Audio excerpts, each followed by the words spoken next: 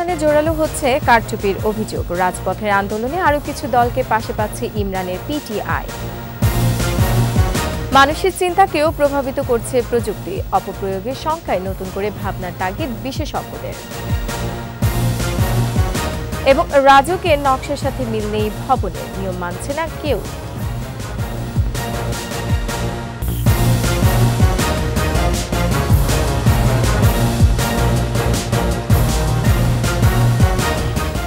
শুনছিলেন first security ইসলামী bank PLC সংবাদ শিরোনাম। আমন্ত্রণ সকাল 9টার 21 সংবাদে, সাথে আছে আমি রোমান আমিন। 21 টেলিভিশনের সংবাদে একই সাথে সরাসরি দেখতে পাবেন আমাদের ফেসবুক পেজ www.facebook.com/124 অনলাইনে। জটিল হচ্ছে পাকিস্তানের রাজনৈতিক পরিস্থিতি। নির্বাচনে 8 দিন পেরোলেও সরকার গঠনের কোনো নাম নেই। এবার নির্বাচনে কারচুপির অভিযোগে রাজপথের আন্দোলনে আরও কয়েকটি দলকে পাশে পাচ্ছে ইমরান খানের পিটিআই। এরই মধ্যে জমিয়তে ইসলামের প্রধান মাওলানা ফজলুর রহমান ইমরান খানের পক্ষে দাঁড়িয়েছেন। তার দাবি, জেনারেল বাজওয়ার নির্দেশে ক্ষমতাচ্যুত করা হয়েছিল ইমরান খানকে। আরও জানাচ্ছেন আজহারুল ইসলাম। 8 ফেব্রুয়ারি পাকিস্তানের নির্বাচন হলেও এখনও গঠিত হয়নি সরকার। দেশটির কোনো দলই সরকার গঠনের জন্য প্রয়োজনীয় সংখ্যাগরিষ্ঠতা না পাওয়ায় অচলাবস্থা সৃষ্টি হয়েছে। নির্বাচনে ব্যাপক কারচুপি সহ ভোট জালিয়াতির অভিযোগ তুলেছে সাবেক প্রধানমন্ত্রী ইমরান খানের দল পাকিস্তান তেহরিকে ইনসাফ। এরই ধারাবাহিকতায় শনিবার সারা দেশে শান্তিপূর্ণ বিক্ষোভের ডাক দিয়েছে দলটি। শান্তিপূর্ণ এ বিক্ষোভে কোনো বাধা দেয়া হলে বড় ধরনের আন্দোলনে যাওয়ার ঘোষণা দিয়েছে দলটি। এছাড়া শনিবারের কর্মসূচিতে জামায়াতে ইসলামী, জমিয়ত ই ইসলাম ফজল এবং অন্যান্য যেসব দল নির্বাচনে কারচুপির অভিযোগ তুলেছে তাদেরকেও যোগ দেওয়ার আহ্বান জানানো হয়েছে। তবে রাজপথে আইনশৃঙ্খলা বাহিনীও কড়া অবস্থানে থাকবে। যে কোনো ধরনের নাশকতা শক্ত হাতে দমনের কথা বলা হয়েছে। সংবাদ মাধ্যমগুলো বলছে, ইমরান খান তার রাজনৈতিক প্রতিদ্বন্দ্বীদের প্রতি নমনীয়। সেই সাথে পিপিপি এবং পারভেজ খটকের নেতৃত্বাধীন দলের খণ্ডিত অংশের সাথে আলোচনার সম্মতি দিয়েছেন তিনি। এদিকে দেশটির জমিয়ত ই ইসলামের প্রধান মাওলানা ফজলুর রহমান ইমরানের পক্ষে অবস্থান নিয়েছেন। এক সময়কার ইমরান বিরোধী এই নেতা বলেছেন, পাকিস্তানের সাবেক সেনাপ্রধান জেনারেল কামার জাভেদ বাজওয়ার নির্দেশেই ইমরান খানের নেতৃত্বাধীন সরকারকে উৎখাত করা হয়েছিল। তখন তিনি ওই পদক্ষেপের বিরোধিতা করেছিলেন বলে দাবি করেন। আজহারুল ইসলাম, 21 টেলিভিশন। প্রযুক্তি ও প্রযুক্তি পণ্য মানুষের চিন্তা ভাবনাকে প্রভাবিত করতে পারে, যা বিশ্বের প্রযুক্তি বোদ্ধাদের নতুন করে ভাবতে বাধ্য করছে। ডিজিটাল ডিভাইসে দৈনন্দিন জীবনকেও নিয়ন্ত্রণ, বিহেভিয়ারাল ইনসাইট নিয়ে কথাবার্তা কম হচ্ছে না। প্রযুক্তিবিদদের পরামর্শ, ভালোর জন্য প্রযুক্তির ব্যবহারের পথ না বাড়ালে এর অপপ্রয়োগ হবার শঙ্কা বাড়ছে। এ নিয়ে রিপোর্ট করেছেন মোহাম্মদ নুরুন নবী, ছবি তুলেছেন মনিরুল ইসলাম। শিক্ষার্থীদের গ্রুপ ওয়ার্ক, এরই মধ্যেও কয়েকজনের দৃষ্টি মুঠোফোনের দিকে। কিছু করছে না, আবার মনোযোগও সরে না। কথার ছলে জানা গেল এটা অনেকটা অভ্যাসে দাঁড়িয়েছে। কখনো ভিডিও কন্টেন্ট দেখা, তো কখনো সামাজিক যোগাযোগ মাধ্যমে ট্রলিংয়ে ব্যস্ত সময়। ঘুম বাদে পুরোটা সময় জুড়ে থাকে প্রযুক্তি পণ্যের সরব উপস্থিতি। এখন আমরা চাইলেও প্রযুক্তি ছাড়া কিছু করতে পারতেছি না। মনে হয় যেন এটা ছাড়া আমরা চলতেই পারি না। ঘুম থেকে উঠে আমাদের সকালটা মনে হয় শুরু হয় মোবাইল দিয়ে, ঘুমার শেষও হয় মোবাইল দিয়ে। তো পুরোটাই নিয়ন্ত্রণ করছে মোবাইল, ট্যাব, টিভি, এগুলোতেই সারাদিন চলে যায়। সেটা হোক শিশু থেকে বয়োজ্যেষ্ঠ। কাজ আর বিনোদন বাদও যদি দেওয়া যায়, কোন আকর্ষণ কাজ করে এসব ডিভাইসের প্রতি? মনিটর বা স্ক্রিনে অদৃশ্য জালে বাধা থাকায় প্রভাব ফেলছে শারীরিক ও মনস্তত্ত্বে। ভার্চুয়াল জগৎ সবসময় কল্যাণকর হয় না, ডেকে আনে অমঙ্গল। আমাদের ফেসবুকে মাঝে মাঝে এমন কিছু আপত্তিকর ভিডিও আসে যেটা দেখে ব্যাড একটা ইফেক্ট ফেলে। আমরা যদি খারাপ দিকটা নিতে চাই তাহলে খারাপটাই আমাদের ইফেক্ট পড়বে। বাংলাদেশের মতো দেশগুলো শুধু নয়, উন্নত দেশগুলোও এই সংকট ও বাস্তবতার মুখোমুখি। প্ল্যাটফর্ম একটাই, কন্টেন্টের ভালোর দিকটা প্রকট না হলে মন্দ বা অপশক্তি স্থান করার সুযোগ বেড়ে যায়। নানান মতবাদ প্রচার, ভোক্তার রুচির পরিবর্তন কিংবা রাজনৈতিক স্বার্থে অপব্যবহার থামছেই না। নট এ চয়েস, আমাদের এটা ভালো কাজে ব্যবহার করতে হবে, যেন মানুষের চিন্তা ভাবনাকে এক্সপ্লয়েট না করা হয়। অন্যদিকে কাউন্টারভেনিং ফোর্স লাগবে। এই এরিয়াতে আরও কিছু করার আছে, যদি আমরা না করি অন্যরা করবে। এই ধরনের সমস্যা, এই ধরনের দ্বন্দ্ব পাশ্চাত্যের দেশে যেখানে ডিজিটাল ইকোনমি এত অ্যাডভান্স, সেখানেও যদি থাকে তাহলে তো এখানে বলা যায় না যে আমরা পিছনে আছি। তখন দেখি যে ইন্টারাকশানটা আসলে বহুভাবে কন্ট্রোল হতে পারে। এটা আমার ডেটা দিয়ে কন্ট্রোল হতে পারে, এটা আমার অ্যালগোরিদম দিয়ে কন্ট্রোল হতে পারে। এটা মনে হতে পারে যে I am controlled by electronic devices, by algorithms, by robots, but there are human beings behind them. এই বিহেভিউরাল নাচ অ্যান্ড স্ল্যাশ বিশ্বে এখন একটা নীরব ঘাতক থেকে কম নয়। ক্ষতি এড়িয়ে প্রযুক্তির সর্বোচ্চ উপযোগ সৃষ্টিতে বিভিন্ন আঙ্গিকে উচ্চতর গবেষণাও হচ্ছে দেশে দেশে, কিন্তু বাংলাদেশে এ নিয়ে উদ্বিগ্নতা নেই। এতে ক্ষতি হয়ে যাচ্ছে সমাজ ও সংস্কৃতির। Screen addiction it's another type of addiction, যেটা বাচ্চা থেকে শুরু করে বয়স্ক বয়োবৃদ্ধ পর্যন্ত এটাকে ছড়িয়ে যাওয়ার সম্ভাবনা থাকে, এবং ছড়িয়ে গেলে এটার পিছনে কিন্তু আলাদা করে কিছু ইন্টারভেনশনেরও প্রয়োজন হয়।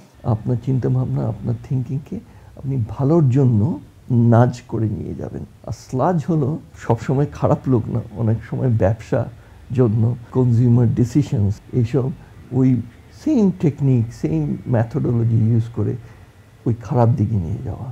এটা খুব হাই লেভেল এক্সপার্ট গ্রুপ, তারা ডাইরেক্টলি রিপোর্ট করে একেবারে টপ অফ দ্য গভর্নমেন্টের কাছে। তারা এটাকে স্টাডি করে, তারা সেমিনার দিচ্ছে, তারা লোকজনকে হেল্প করার চেষ্টা করছে। তার এই ধরনের এক্সপার্টিজ আনতে হবে।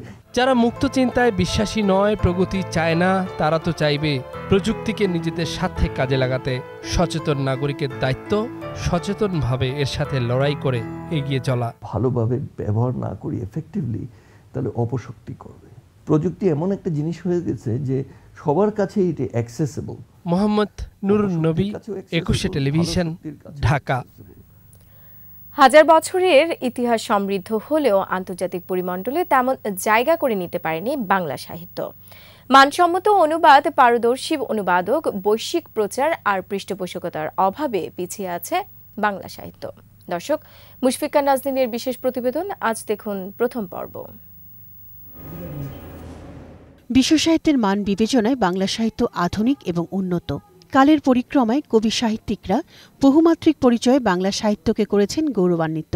দুঃখজনক হলেও সত্যি যে বাংলার বিস্তৃতি আজও সার্বজনীন পরিমণ্ডলে পৌঁছাতে পারেনি। আমাদের আন্তর্জাতিক স্বীকৃতির ক্ষেত্রে আমাদের যে কোয়ালিটির প্রবলেম আছে তা কিন্তু না। আমাদের সাহিত্যিকদের অসাধারণ সব লেখালেখি আছে, কিন্তু যে কোনো কারণেই হোক সেটি অনুদিত হচ্ছে না, বিশ্ব দরবারে পৌঁছচ্ছে না। এশিয়ায় প্রথম নোবেল এসেছিল 1913 সালে রবীন্দ্রনাথ ঠাকুরের হাত ধরে। বিখ্যাত কাব্য গীতাঞ্জলির আধার আধেও জানতে পারেন বিশ্ববাসী। শতবর্ষ পেরুলেও আর কোনো বাঙালি পাননি সাহিত্যের নোবেল। কিন্তু কেন? এমন প্রশ্নে লেখকদের অভিমত, সংস্কৃতিকে এক দেশ থেকে অন্য দেশে ছড়িয়ে দেওয়ার জন্য প্রচারের ভূমিকা বিশেষভাবে আবশ্যক। নিজের ঘরে আমাদের প্রতিভা নিয়ে আমাদের মা, খালা, বাবা, ভাই বোন সবাই জ্ঞাত আছেন। তারপরের কথাই হচ্ছে পড়শিরা জানতে পারছেন কিনা যে আমাদের একটা শক্তি আছে। পড়শি পেরিয়ে গেলে আর বড় আকারে আপনি বুঝতে পারেন এক একটা জায়গা। এখন আমরা বাংলাদেশে দেরি হলেও এই উপলব্ধির জায়গাটায় এসেছি যে শুধুমাত্র বিপণনের জন্য শুধুমাত্র আমাদের শিল্প নয়, আমাদের সাহিত্যও একটা বিষয়। আমাদের বাংলা একাডেমির একটা বড় উদ্যোগ নিতে পারে তার সাহিত্যকে, দেশের সেরা সাহিত্যকে বিদেশিদের কাছে তুলে ধরার জন্য, পৌঁছে দেওয়ার জন্য। নেট দুনিয়ায় বাংলার বৈশ্বিক বিস্তৃতি সহজ হলেও উদ্যোগের অভাব রয়েছে, এমন মতো তাঁদের। অত্যন্ত খ্যাতিমান লেখক আছেন যাদের সাহিত্যকে আমরা বিশ্ব দরবারে এখনো অনুবাদের কারণেই কিন্তু আমরা বিশ্ব দরবারে পৌঁছে দিতে পারিনি। সেই সঙ্গে আমাদের নতুন অনেক লেখক আছেন যারা বেশ চমৎকার কাজ করছেন, তাদেরকেও তো আমাদেরকে সেখানে পৌঁছে দিতে হবে। বাংলা একাডেমির ইচ্ছে থাকলেও সীমাবদ্ধতা যথেষ্ট বলে জানালেন প্রতিষ্ঠান প্রধান। যদি বাইরের পাঠকের কাছে যেতে হয়, প্রাথমিকভাবে আমাদেরকে ইংরেজি সাহিত্যের মাধ্যমে যেতে হবে। এটাই আমাদের ট্রানজিট ল্যাঙ্গুয়েজ আমি বলতে পারি। সো এই ভালো ইংরেজি অনুবাদকের এটা কমতি আছে। তার ধারণা, ভাষা ও সাহিত্যের আন্তর্জাতিক মর্যাদা আর গুরুত্ব নির্ভর করে চর্চার উপর নয়, বরং সার্বজনীন প্রচেষ্টায়। মুশফিকা নাজনীন, 21 টেলিভিশন, ঢাকা। এবার আমাদের নিয়মিত আয়োজন জনদুর্ভোগ।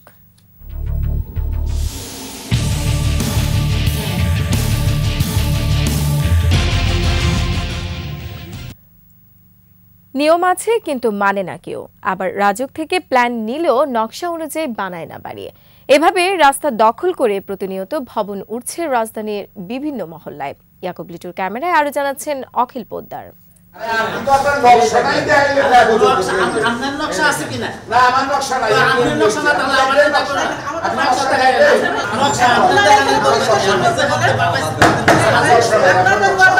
দুই কাঠা জমির উপর উঠছে 5 তলা ভবন, সিঁড়ির পুরোটাই আবার রাস্তার উপর, আর তা নিয়ে পাশের বাড়ির প্রতিবেশীর সঙ্গে ঝগড়া ফেসাদ।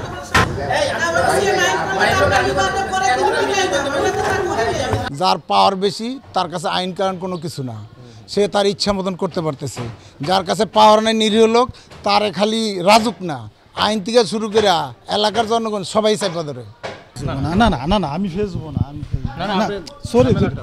ওইটাই। রাজধানী জুড়ে প্রতিনিয়ত উঠছে নতুন নতুন ভবন।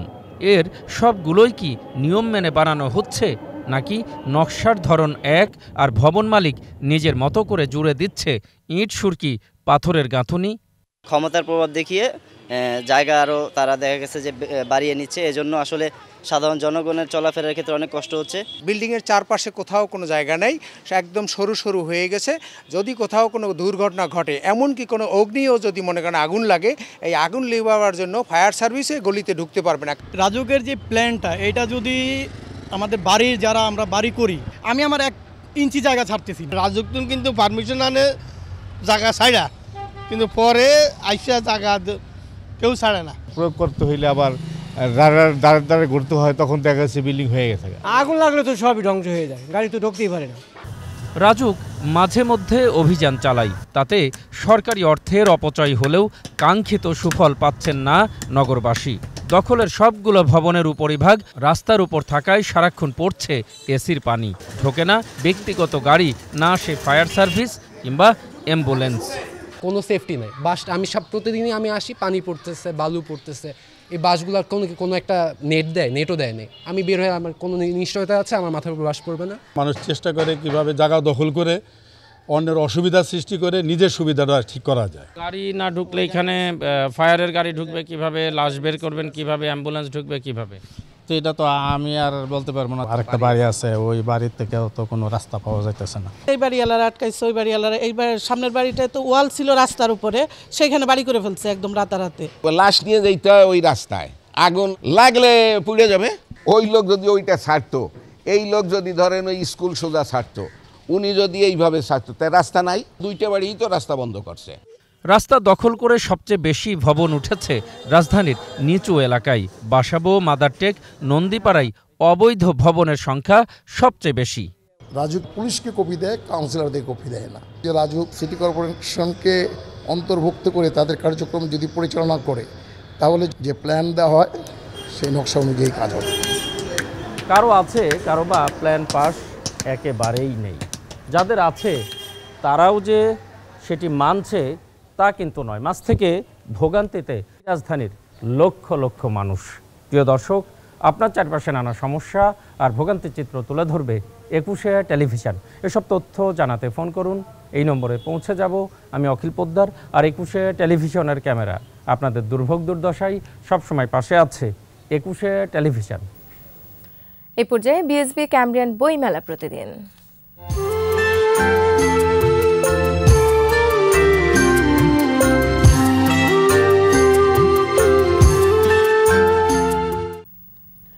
অমর 21শে বইমেলার 15তম দিনে নতুন বই এসেছে 97টি। বেচা বিক্রি কম হলেও আশাবাদী প্রকাশক, স্টল মালিকরা। তবে পাঠক কম কবিতার বইয়ের। আদিত্য মামুনের রিপোর্টে বিস্তারিত।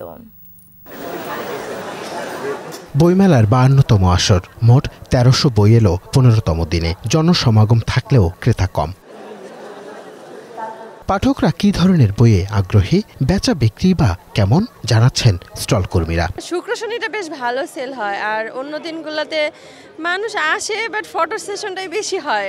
গল্প উপন্যাসের প্রতি আগ্রহ থাকলেও কবিতার বইয়ের বিক্রি কম। সবকিছু যেহেতু সহজ ভাষাতে করা হচ্ছে, এই কারণে হচ্ছে পাঠকের চাহিদাটা কবিতার প্রতি কমে যাচ্ছে। অন্যান্য বইয়ের তুলনায় কবিতার বইয়ের সারাটা একটু কম। দুই বাংলায় শ্রেষ্ঠ কবি ছিল শামসুর রহমান, আল মাহমুদ, গুন্দা, আসাদ চৌধুরী। তারা প্রয়াত হয়েছে অনেকেই, কিন্তু আমরা সেই মানের কবিতা এখন কবিকে আর পাচ্ছি না। পাঠকরাও যেন কবিতা থেকে মুখ ফিরিয়ে নিয়েছেন। আসলে কবিতা মানে পড়াই হয় না আর কি, মানে তেমন কোনো কারণ নাই, কিন্তু মানে আমার একটু গল্পের প্রতি টানটা বেশি আর কি। শুধু একটা কবিতার বই ছোটবেলায় কিনেছি, এই বয়সে এসে আর কেনা হয়নি। গদ্যের মাধ্যমে যতটুকু ভাব প্রকাশ করা সম্ভব, হয়তো সেটা 5 প্যারাগ্রাফ লাগবে, একটা কবিতায় সেটা 5 লাইনে হতে পারে।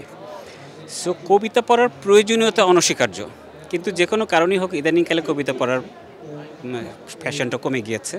আগামী কয়েকদিনে বইয়ের পাঠক বাড়বে আশাবাদী প্রকাশকরা।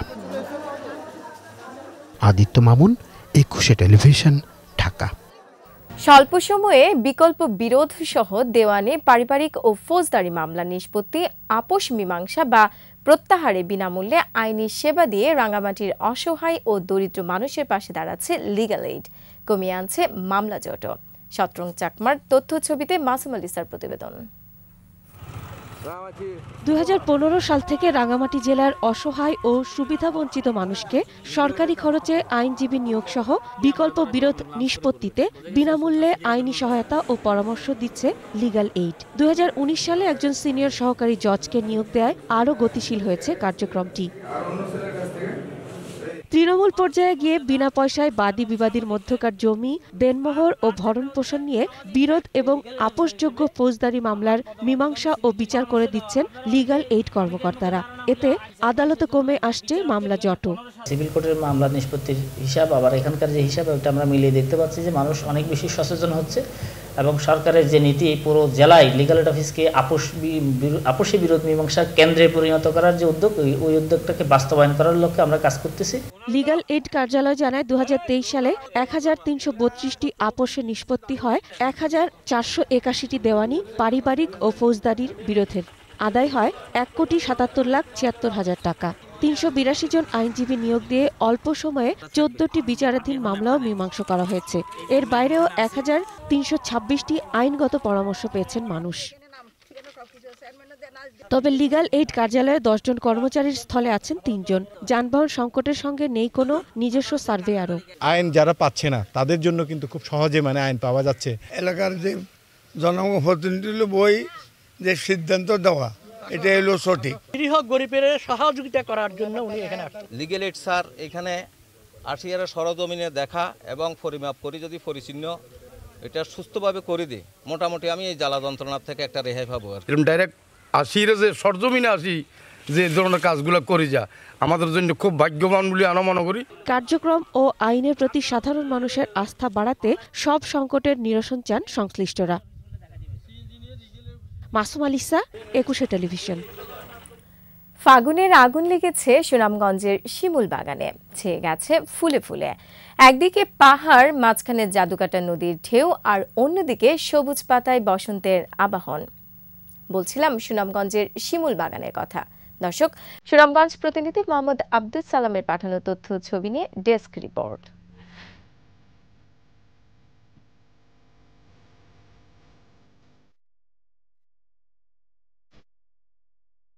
গাছে গাছে লাল শিমুল ফুল, ছেয়ে গেছে পুরো বাগান। প্রকৃতির এই বিমুগ্ধ রূপ দেখতে প্রতিদিন দেশের বিভিন্ন প্রান্ত থেকে ছুটে আসেন অনেকে। 2002 সালের দিকে প্রকৃতিপ্রেমী প্রয়াত জয়নাল আবেদিন এই শিমুল বাগানটি গড়ে তোলেন জাদুকাটা নদীর পাশে। নাম দেন শিমুল বাগ। উত্তর বড়বদল ইউনিয়নের বারাম নদীর তীর ঘেঁষেই মানিগাঁও গ্রাম। এ গ্রামের জয়নাল আবেদিনের 2500 শতক জায়গা একেবারেই অনাবাদি ছিল। এখানে উজান থেকে ভেসে আসে বালি।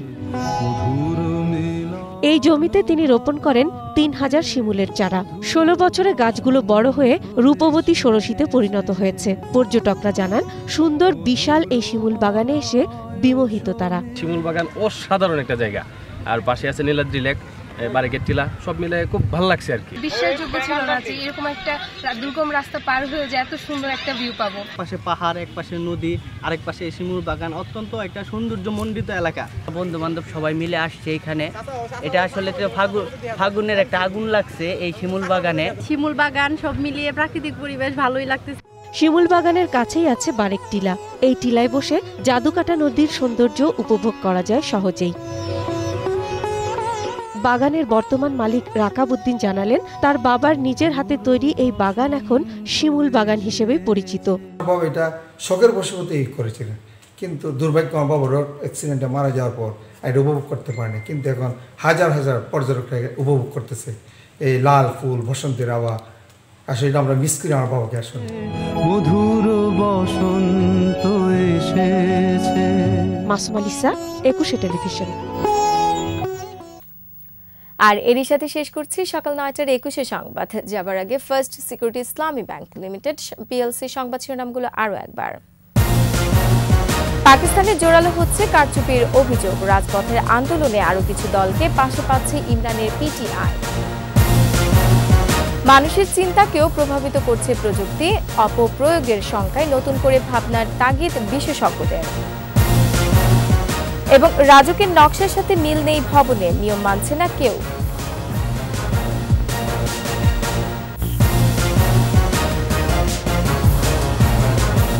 দর্শক, সর্বশেষ খবর জানতে ডায়াল করুন 2021 নম্বরে আর ভিজিট করুন 21-tv.com এই ওয়েবসাইটে। এছাড়া ফেসবুকে ভিজিট করতে পারেন facebook.com/x24 অনলাইনে। এতক্ষণ সাথে থাকার জন্য ধন্যবাদ। পরবর্তী সংবাদ বেলা 12টায় দেখার আমন্ত্রণ রইল। 21-এর সাথেই থাকুন।